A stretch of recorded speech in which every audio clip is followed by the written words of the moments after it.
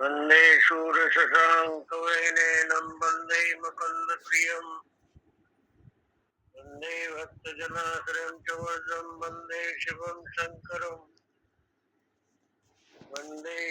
शङ्करं यो ब्रह्माणं विदधाति पूर्वं यो वै वेदांश्च प्रणोति तस्मै तमेदेवम् आत्मबुद्धिप्रकाशम् मुमुक्षुवे शरणं प्रपद्ये।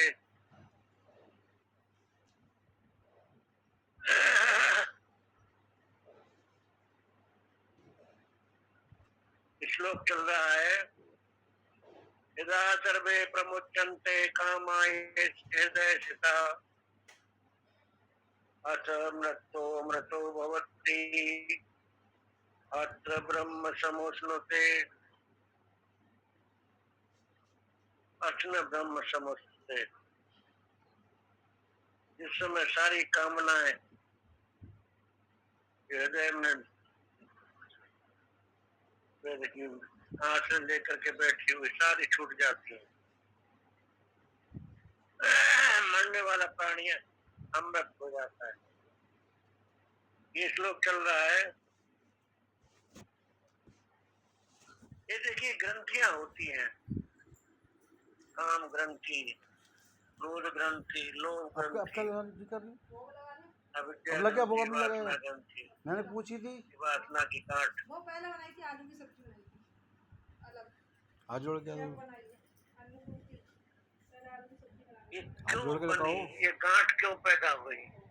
क्यों हमने राम की जगह काम को बैठा लिया है। राम की जगह पे हमने काम को बैठा लिया हृदय में।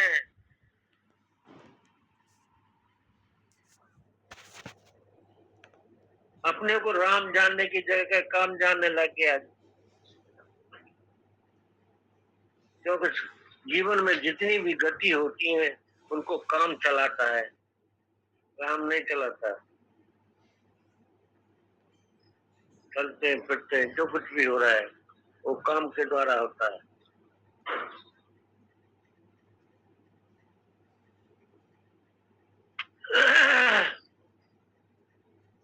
मनुष्य जो कुछ भी कर रहा है वो सब काम की चेष्टा है। वासना के रथ पर सवार होकर के जो मैं है उसी का नाम काम है।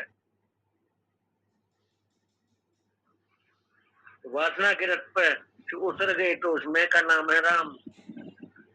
जब तक वासना के रथ पर सवार है तब तक उसका नाम है काम। वासना के रथ में उतर गए उसका नाम है राम।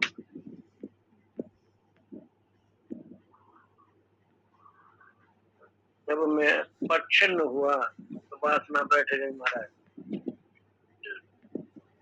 एक वासना के तब दूसरा दूसरे पे, दूसरे तीसरे पे,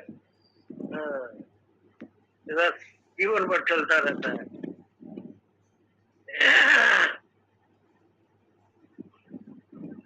वास्तव में देखा जाए तो तत्व जो है वो आकार वाला नहीं होता है। तत्व में कोई आकार नहीं होता है। तत्व में कोई आकार का आग्रह नहीं होता। अनारोपित है तत्व। तत्व में कोई आकार का आरोप नहीं है, अनारोपित है। सारे आकार उसी से बने हैं। मिट्टी है, मिट्टी में सारे आकार बन गए और सारे आकार टूट करके फिर मिट्टी बन गई। तो जितने भी आकार है इसमें ये बनते बिगड़ते रहते हैं। मिट्टी में जितने आकार है बनते हैं और बिगड़ते रहते हैं। तो हमने होता क्या है, जैसे माटी अपने को एक जगह चना मान लेती है, माटी दूसरी जगह गेहूं मान लेती है अपने आप को, तीसरी अपने आप अंगूर मान लेती है, चौथी आम मान लेती है। ये मान्यता है, इसी का नाम है हमारा ग्रंथि, वासना ग्रंथि। एक एक गुण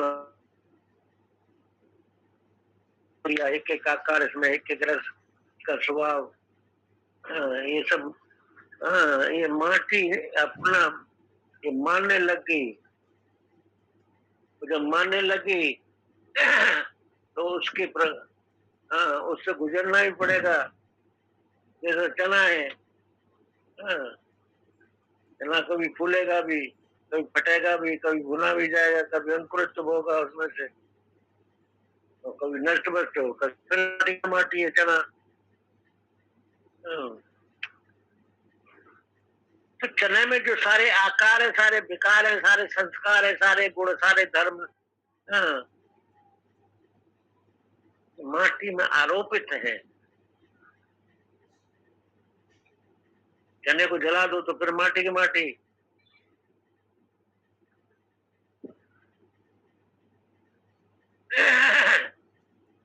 तो चने से माटी अलग है कि नहीं? तो चने के जल जाने पे वो माटी हो गई।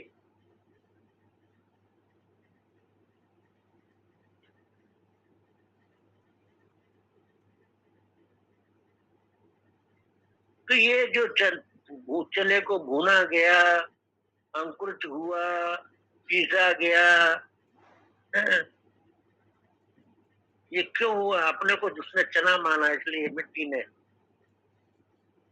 अपने को चना माना, इसलिए ये सब उपाधि हुई। इसी प्रकार ये आत्मदेव ना, ये माटी की तरह, पानी की तरह, आग की तरह है महाराज। ये इनमें कोई ये तत्व है।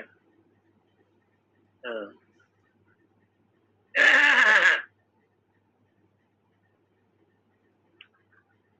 ये ये आत्मदेव कभी व्यक्तित्व है, कभी मनुष्यत्व है, कभी पशुत्व है, ये स्थित्व है, हाँ मिलक्षत्व, ये सब के क्या है?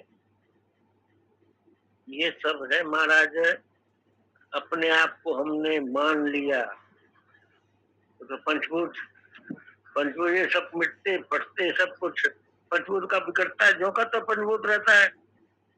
हाँ, इसलिए महाराज चैतन्य में कुछ हाँ, कुछ बनता बिगड़ता नहीं है।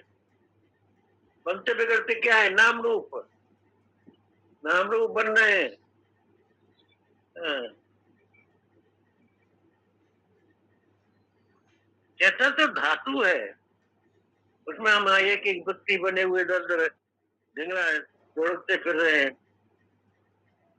हाँ, तब तो कभी लुढ़कता नहीं, व्यक्ति लुढ़क रहा है, कभी नरक में जा रहा है, कभी सड़क में जा रहा है। चेतन में कभी आना जाना है क्या? चेतन तो ज्यों के त्यों है। तो ये रूप जो आरोपित कर लिया है वो तकलीफ है महाराज।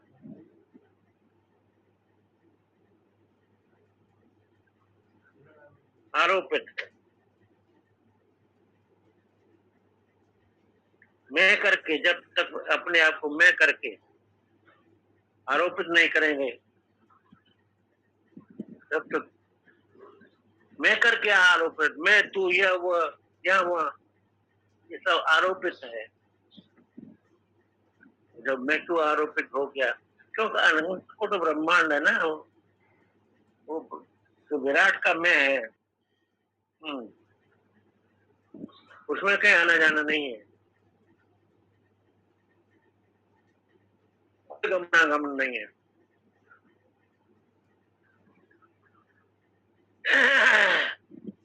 देखिए, 4 बात वेदांत के मुख्य है। 4 बात कौन कौन से? दृश्य सत्यवाद है, अवच्छेदवाद है, आभासवाद है और प्रतिबिंबवाद है। इन सब में एक बात मानी गई है, वो क्या बात मानी गई है? आत्मा में गमनागमन नहीं है। तो आत्मा आता जाता क्या है कि इसमें जो आकार अपने आप को मान लिया है, मिट्टी ने जो आकार मान लिए हैं, आकार का आना जाना है, मिट्टी का कहीं आना जाना नहीं है। आकार ही बनेगा, फूटेगा।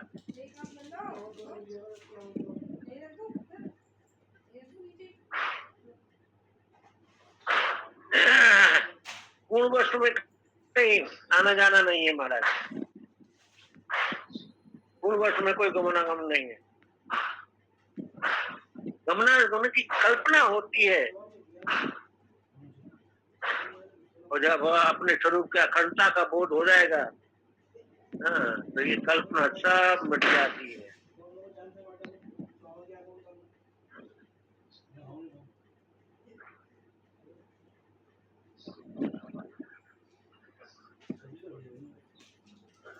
देखिए वस्तु, हाँ, ये माटी है ना, अंगूर क्यों बन जाती है, फिर सब्जी क्यों है? माटी आम होकर पैदा होती है, क्यों होती है?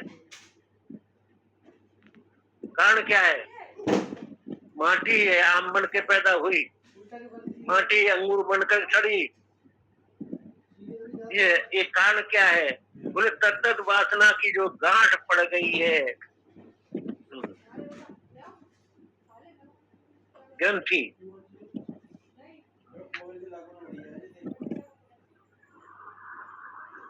वासना की, स्वाद की, गुण की, अवस्था की, शरण की, ये सब गांठ है महाराज।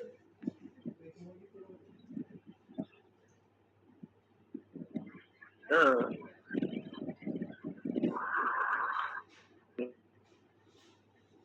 कि अपने को चना मानने लग जाए, ये मिट्टी की मूर्खता है कि नहीं है?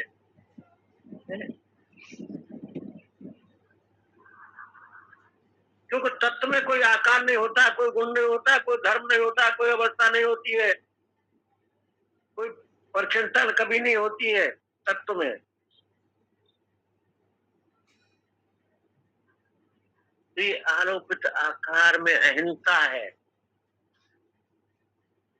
आरोपित आकार में जो अहिंसा, वो सारे दुखों का कारण है। हम तादात्म्य हो गए, तत्त आकार वाले हो गए। तादात्म्य तत्त आकार, तत्त आकार वाले हो गए। पैसे से एक हो जाते हैं ना तो कहते हैं बिना पैसा के मर जाएंगे। परिवार के साथ एक हो जाते तो कहते हैं परिवार के बिना हम मर जाएंगे। इसी प्रकार शरीर के साथ हम एक हो जाते तो हम कहते कि शरीर के बिना हमारी स्थिति क्या होगी। तो कहने का मतलब तत्त आकार के साथ हम एकाकार हो जाते हैं। ये नाम और रूप, इनके साथ हम एक हो गए हैं। तो ये जिसके साथ हम एक हो जाते हैं वो हमारी कल्पना है महाराज। अमुक नाम हमने रख लिया, अमुक रूप हमारा है, हमारा रूप है।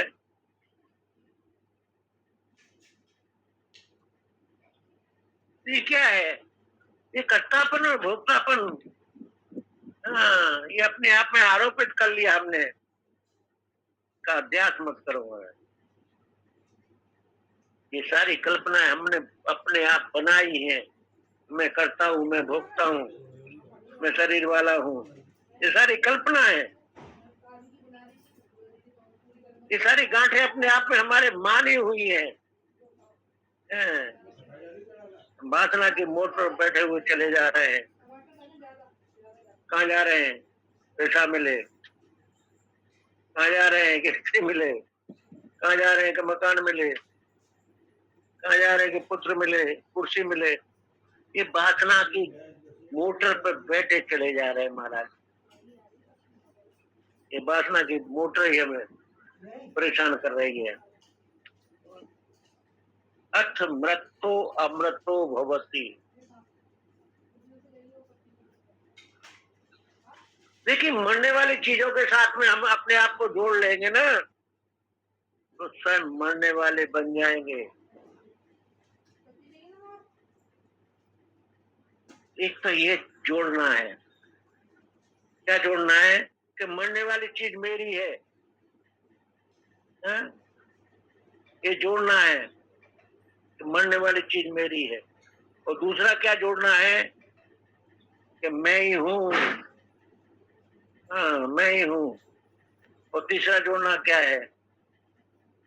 ये मेरापन, हाँ।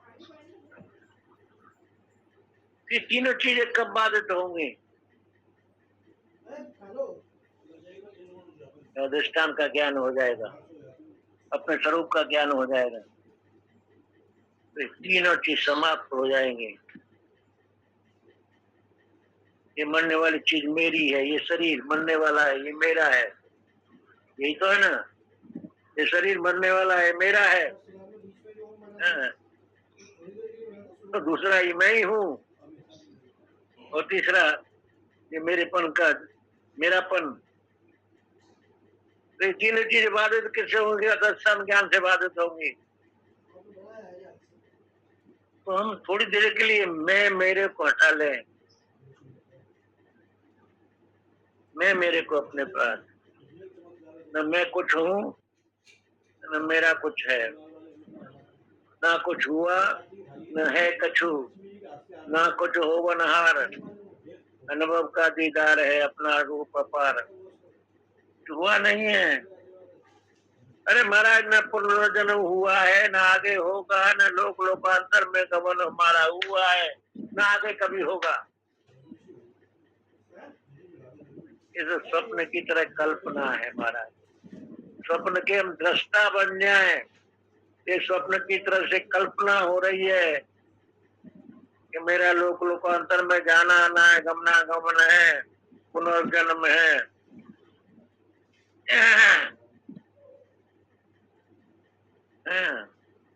देखिए, स्वप्न में दो चीज होती हैं।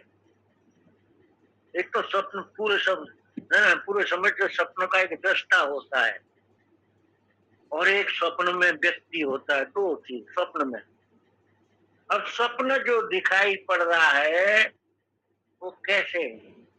देखिए, जागृत स्थान में जीव का रहता है दक्षिण आंख में। जागृत स्थान में जीव का स्थान कहाँ है? दक्षिण आंख। दक्षिण आंख में जीव रहता है। और स्वप्न में स्थान में वो कंठ स्थान में जीव रहता है,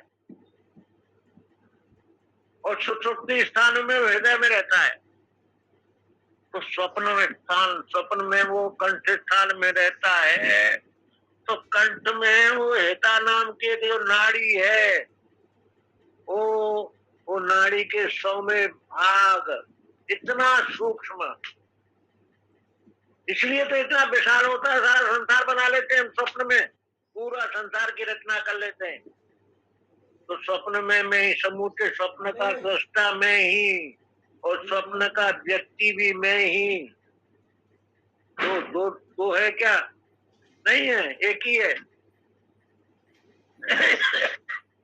स्वप्न का व्यक्ति जैसे बाजार में गया, कोई कोई वस्तु खरीद रहा हूँ,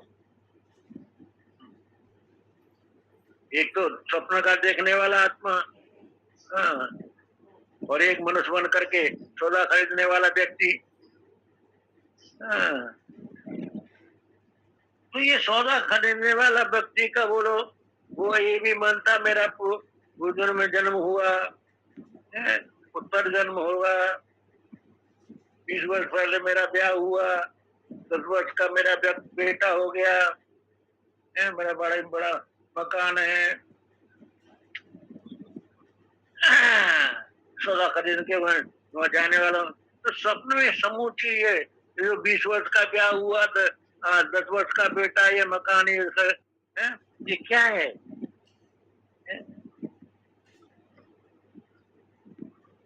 ये क्या है? ये मैं करके बैठा हुआ है, ऐसा सोचता है। ये तो ख्याल ही, उसे सब ख्याल ही ख्याल है। हमारी पत्नी, हमारा पुत्र, मकान इस जन्म में है। जब हम सुखी दुखी होते हैं, पूर्व जन्म में हमने पाप मन किया होगा, जब होते हैं तो कुछ प्रकार से सारी कल्पना है ना। ये स्वप्न देख रहा है।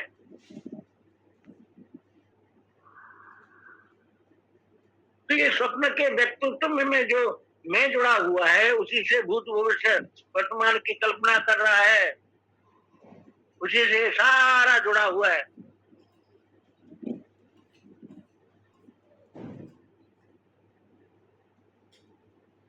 तो स्वप्नावस्था में, समूची स्वप्नावस्था के तुम दृष्टा हो, लेकिन तुमने अपने मैं को जोड़ दिया है। एक व्यक्ति के साथ मैं को जोड़ दिया। हो तो तुम सारे स्वप्न के दृष्टा तुम ही हो, लेकिन अपने मैं को जोड़ लिया इसलिए तुम प्रच्छन्न हो गए। हाँ, मैं को जोड़ देते हो एक व्यक्ति के साथ में। ऐसी ये हमारा जागृत अवस्था ना दिखाई पड़ रही है ना, इसमें हाँ, जो कुछ भी दिखाई पड़ता है इस जागृत अवस्था के तुम दृष्टा हो, लेकिन तुम बन गए दिखने वाला जो व्यक्तित्व है। हाँ, अपने को मैं को जोड़ दिया इसके साथ में। मैं को जोड़ दिया तो अमुक साल में हम पैदा हुए, कोई जन्म था हमारा था, उसके फल के साथ उसका फल, जैसा जन्म हमने किया था वैसा हमको ये जन्म मिला। हम कम किया इसलिए हम आगे का जन्म मिलेगा। इस प्रकार से कल्पना हम करते रहते हैं।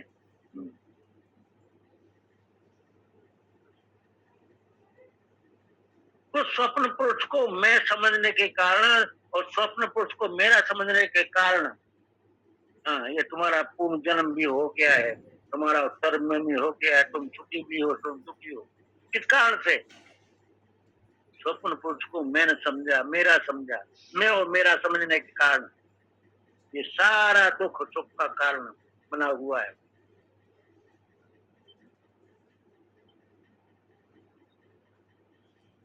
स्वप्न में जो सौदा खरीद रहा था व्यक्ति, उसको तुमने मैं समझा। हाँ, तुमने मैं समझा, व्यक्तित्व को मैं समझा। वास्तव में देखा जाए तो सारा सृष्टि स्वप्न में, उस सारी स्वप्न के दृष्टा तुम थे, लेकिन तुमने अपने को आपको परिच्छिन्न में समझ लिया। हाँ,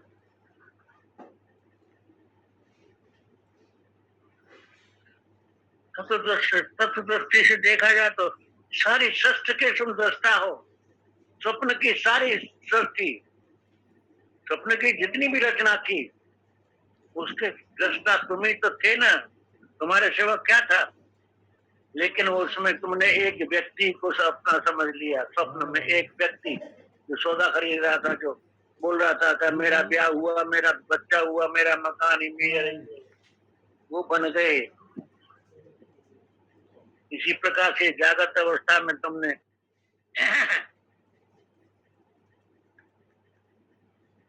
छो अविद्या ग्रंथि विक्रोध,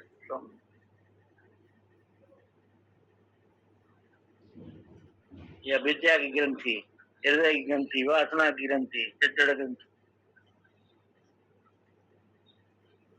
हम चेतन है और जड़ को अपना मान लिया, जड़ को मैं मान लिया, अपरिच्छिन्न है, परिच्छिन्न को मैं मान लिया, दृष्टा है।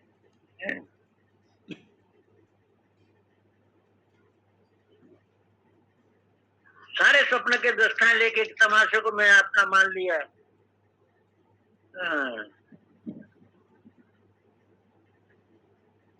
महाराज जी है।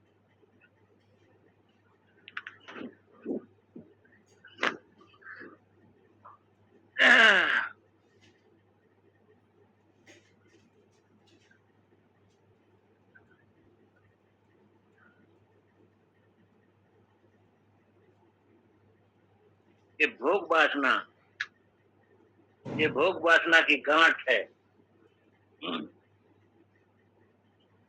भोग वासना की गांठ, जैसे मिट्टी चने की ग्रंथ में बैठ गई, गेहूं की ग्रंथ में बैठ गई, अंगूर की ग्रंथ में बैठ गई, वैसे ही अपना आपा है ना, आत्मा है, स्वप्नावस्था का, स्वप्नावस्था का दृष्टा, और मानता है कि ऐसा का हम सपने के एक आदमी हैं और दुकान में कपड़ा देख रहे हैं।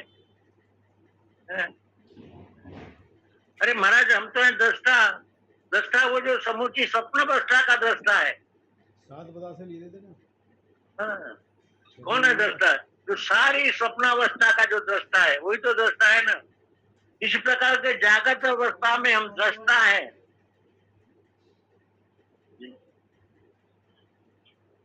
एक व्यक्ति का दृष्टा नहीं है, हम एक व्यक्ति के दृष्टा नहीं है, समूची जागृत अवस्था के हम दृष्टा है।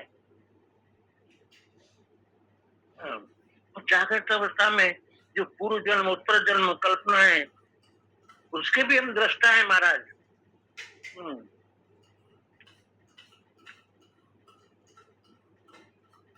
तो ये क्या है?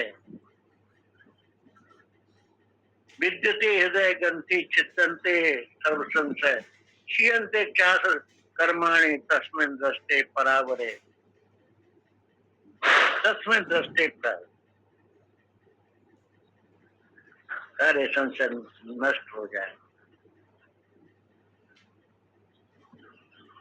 तो सर्व का कारण सर्वशक्तिमान परमेश्वर, वो परमात्मा, वही संसार का कर्ता बढ़ता संघर्ता वही तो है। वो प्रत्यक्ष चैतन्य ब्रह्म, यदि उसका दर्शन हो जाए क्षीयन्ते शास कर्माणि तस्मिन् दृष्टे परावरे, वो परावरे पर अवर सबसे ऊपर जो दृष्टा है उसका हमें दर्शन हो जाए महाराज, तो क्या होगा? अविद्या की ग्रंथि निवृत्त हो जाएगी। विद्यन्ते हृदय ग्रंथि, हृदय की ग्रंथि यही तो अविद्या ग्रंथि है। हृदय की ग्रंथि क्या है? अविद्या ग्रंथि। तो अविद्या की गांठ समाप्त हो जाएगी।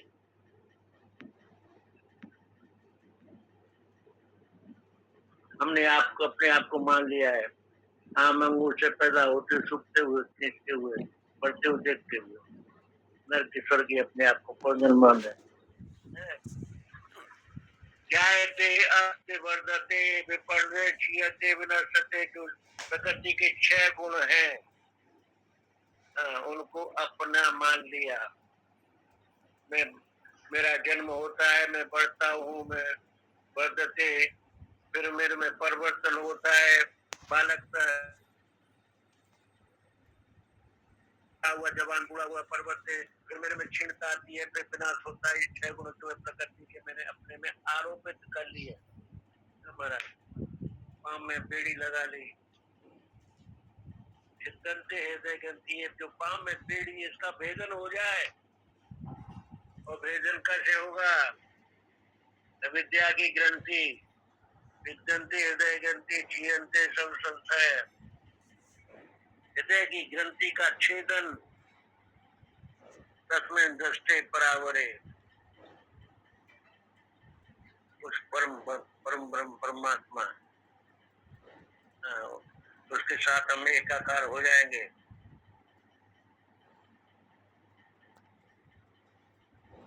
वास्तव में जो गांठ हम दिख रही है वो है नहीं, कहीं भी दिल में थी वो है नहीं।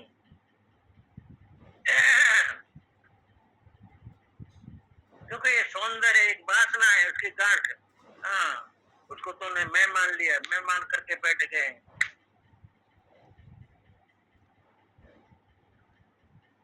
क्योंकि जहाँ जहाँ सौंदर्य होगा वो घसीट करके तुमको ले जाएगी। क्यों ले जाएगी? क्योंकि वो आसक्ति, पहले सौंदर्य की आसक्ति तुम्हारे अंदर बैठी हुई है। वो आसक्ति, वासना की आसक्ति तुमको घसीट ले जाएगी, नहीं छोड़ोगे। ये आंख मिली है सेकने के लिए, नहीं मिली है।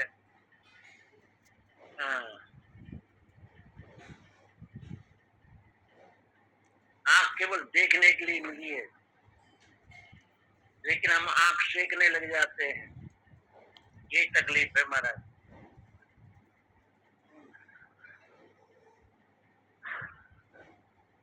तो जब सौंदर्य वासना की जो गांठ दिल में है ना, उसके साथ जब मैं करके बैठ जाएंगे तो मैं वासना वाला हूँ, ऐसा हो जाएगा ना। उसके साथ एकाकार मैं को जोड़ देते हैं, उस वासना के साथ मैं को जोड़ते हैं, सौंदर्य की वासना के साथ में मैं को जोड़ दिया तो मैं वासना वाला हो गया। ये ग्रंथि है माता, वासना की ग्रंथि यही है। ये घसीट घसीट तुमको उधर ले जाएगी, बंद कर देगी।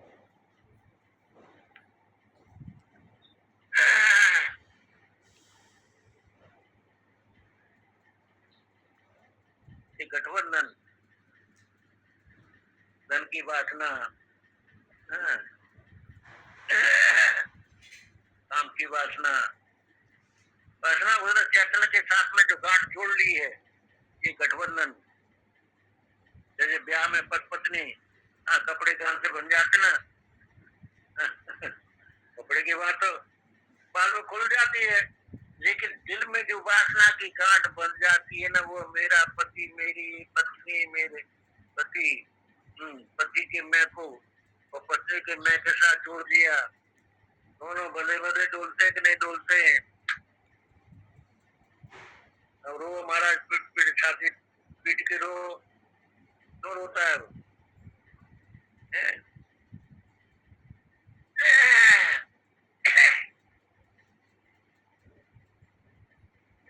रोता इसलिए के गांठ पड़ गई, हृदय ग्रंथि, विद्यंते हृदय ग्रंथि, धन के साथ, स्त्री के साथ, पुत्र के साथ, मित्र के साथ, ये गांठ बांध दिया महाराज, ये गांठ बन गई।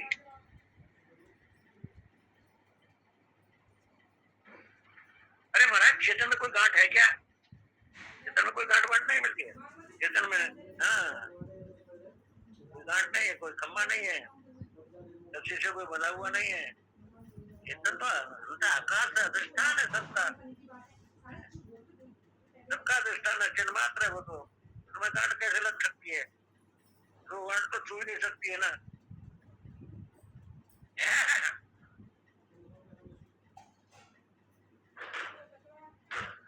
ये तुमने ऐसा समझ लिया कि मेरी कहीं किसी कर्म के साथ किसी पापुन से गांठ नहीं बनी है, कहीं भी तो तुम सुखी दुखी नहीं हो सकते कभी। विद्यंते हृदय ग्रंथि, सारे गांठ खुल जाएंगे। कब खुल जाएंगे?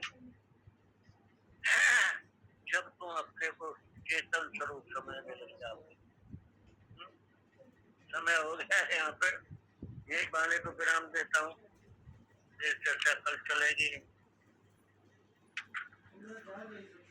पलटू हम मरते नहीं, साधु करो विचार, पलटू हम मरते नहीं, साधु करो विचार, साधु करो विचार, तुम ही करता के बसता। अभी तुम्हारी मृत्यु हो ही नहीं सकती है, तो आत्मा अमर है। परम महसूसाली हो तुम, परम महसूसाली अपने को। वासना की जो ग्रंथि आपके ऊपर बैठ गई है ना, यही मृत्यु है, यही मृत्यु है, ये मृत्यु तक ले जाती है। उस वासना की ग्रंथि का छेदन करते हैं हम। विद्यन्ते हृदय ग्रंथि, चित्तन्ते सर्व संशय, चीयन्ते चास कर्माणि तस्मिन् दृष्टे परावरे, तस्मिन् दृष्टे परावरे। कब छीनते होगी? जब उस परावरे का दर्शन होगा, दृष्टि, उस परम ब्रह्म परमात्मा के साथ जब हम एकाकार हो जाएंगे, सारी ग्रंथि समाप्त हो जाएंगे। वाणी को विराम देते हैं। बोलो सच्चिदानंद भगवान की जय, बांके बिहारी लाल की जय, सदगुरुदेव भगवान की जय। जय जय श्री राधे श्याम, जय श्री। तो निरंतर यही विचार करते रहना है कि हमारे अंदर जो वासना है, उनका छीण कैसे छीण हो,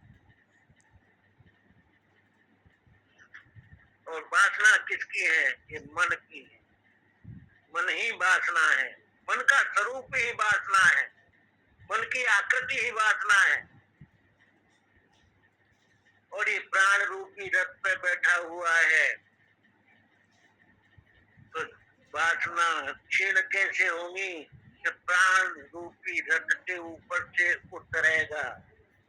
वो उतरेगा कैसे प्राण के रूपी रथ के ऊपर से? जब प्राण को आप कंट्रोल में करोगे, हाँ,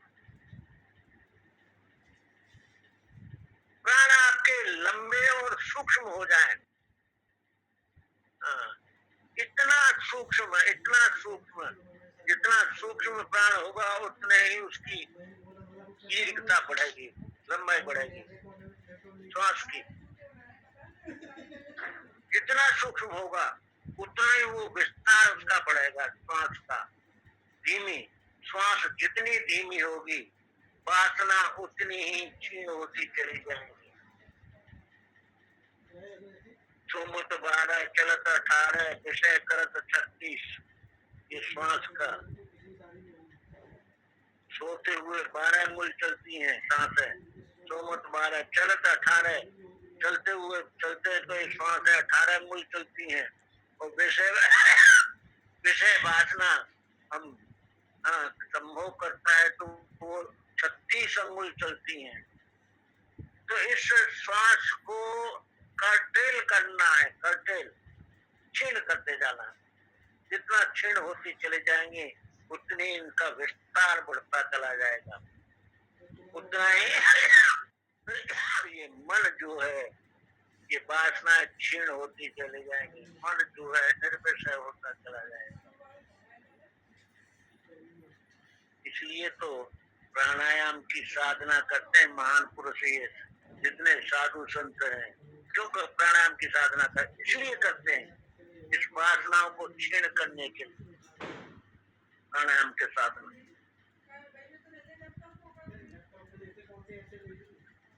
जैसे जैसे क्षीण होती जाएंगी, कोई भी वासना, कोई भी विषय आपको प्रभावित नहीं कर पाएगा। आपका मन जो, आपकी बुद्धि जो है वो स्थिर हो जाएगी।